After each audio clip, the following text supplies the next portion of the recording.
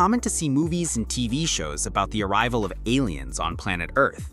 Usually, this encounter doesn't end well for humanity because aliens are portrayed as hunting humans and destroying everything in their path, which I can't really blame them for. But despite that, peaceful aliens also have a place in the media, and some even become sort of friends or pets. So if there is life beyond Earth and aliens landed here today, arriving in their spaceship or whatever it might be, what would first contact be like? Would they come in peace or destroy us?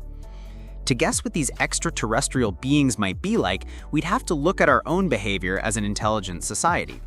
The human species is actually relatively peaceful, especially when compared to our close relatives, gorillas and chimpanzees, with whom we share 98% and 99% of our genes, respectively. Our primate relatives have societies where males constantly compete, marked by aggression and intimidation. But on the other hand, an ancestor of modern humans from 4 million years ago, called Ardipithecus ramidus, already had a social structure where females had the freedom to choose their partners.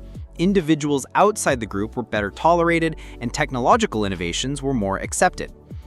And I know, it sounds strange to think of us humans as peaceful beings, but the reality is that most of the time we're relatively peaceful. It's true that our species is capable of war and terrible acts, but as a rule, humans understand that cooperation is a more effective survival strategy than competition. It's precisely because of our cooperative nature that we've been able to build complex and technologically advanced societies. And if aliens were able to create a civilization even more technologically advanced than ours, they would need to have the best of what we are, the best behavioral patterns of human beings to prosper as a society. This means they would possibly be highly social and cooperative beings. It's quite likely that our intergalactic visitors had an aggressive past, with predator origins. Over the course of evolution, intelligence tends to develop, especially when you need to hunt for your food, and we can observe that here on Earth.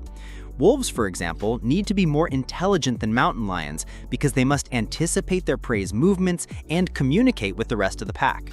But even if they had a predatory past, in order to truly evolve, aliens would have had to seek out more social lifestyles. Predators, at some point, have to learn to hunt in a more sustainable way since prey can't go extinct, otherwise the predators themselves will go extinct. The search for a more predictable and long-lasting food source is what led humanity to develop agriculture, and from there, our civilization grew increasingly complex and advanced. In other words, we can't know for sure whether these extraterrestrial beings would be peaceful, but it's still a very real possibility in the cosmic game. Living in a non-cooperative society is a very risky strategy for the survival of an advanced species. Civilizations built that way tend to have shorter life expectancies, so there's a good chance that such super-intelligent beings with technology advanced enough for deep space travel would already have overcome their aggressive past. So maybe we could finally breathe easy. Okay, but what if they were, fine, of a peaceful nature, but just didn't really care about us and ended up destroying us by accident? Maybe they'd destroy Earth not because they want to wipe out humanity, but simply because they want to use our resources. Just like we destroy bird habitats when we cut down trees to build stuff, and we can't even complain. Yeah, the destruction of Earth would be rather inconvenient for humanity, I'd say. But anyway, this might not be the case with our hypothetical visitors, since maybe any advanced civilization would already know how to manage resources over long periods of time, and hopefully wouldn't need to destroy us.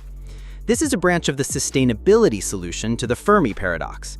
To sum it up, the Fermi Paradox asks that if there's a good chance that intelligent, extraterrestrial life should be common throughout the universe, why haven't we found any signs of it yet? One possible answer to this paradox is the sustainability solution. This theory suggests that we haven't found aliens because these extraterrestrial civilizations are sufficiently sustainable. Sustainable civilizations here on Earth tend to protect their ecosystems for their own benefit. And if the aliens are protecting their ecosystem, there's a lower chance that they'd go around casually destroying other civilizations. But if a sustainable alien society did decide to explore the universe and made contact with humanity, they'd probably be less likely to act violently or destructively towards us, since they simply wouldn't have a need to do that. Maybe in reality, the biggest threat in a possible alien contact would be a misunderstanding between species, but that can be avoided too. After all, we humans can't communicate that well with cats and dogs, but we've still built companionships with these animals even though they're less intelligent than us. And so in the same way, a highly advanced alien species could be friendly with us. And because of all these factors, there's a good chance that contact with an advanced alien civilization, if it ever happens, would be peaceful and would forever revolutionize the way our civilization exists. Contact with a civilization more intelligent than ours could expand the boundaries of our knowledge. And who knows, maybe cooperation with an extraterrestrial society could give us answers to questions that science hasn't solved yet, along with technologies previously unthinkable to humanity, making our future far more prosperous and amazing than we've ever imagined, even in our most dazzling dreams.